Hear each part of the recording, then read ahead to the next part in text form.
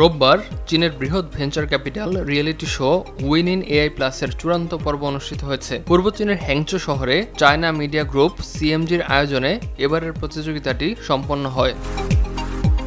প্রতিযোগিতায় সারা দেশের 102টি দলের মধ্য থেকে নির্বাচিত 30টি শীর্ষস্থানীয় দল প্রতিযোগিতার ফাইনালে অংশ নেয়। 2025 সালের চীনের সেরা 10টি এআই স্টার্টআপের মর্যাদার জন্য অংশগ্রহণকারীরা নিজেদের উদ্ভাবনী প্রযুক্তিগত প্রতিভা উপস্থাপন করে। চূড়ান্ত প্রতিযোগীদের মধ্যে ছিলেন তরুণ গবেষক, অভিজ্ঞ উদ্যোক্তা এবং একাডেমিক অগ্রদূত।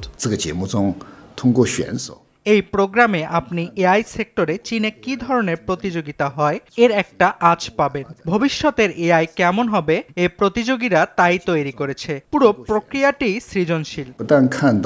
এবারের প্রতিযোগিতায় শীর্ষস্থানীয় বিনিয়োগ প্রতিষ্ঠানগুলো 11টি এআই স্টার্টআপের সঙ্গে কৌশলগত সহযোগিতা চুক্তি স্বাক্ষর করে। এই প্রোগ্রামে অংশগ্রহণ করেছে 15টি প্রখ্যাত বিনিয়োগ সংস্থা।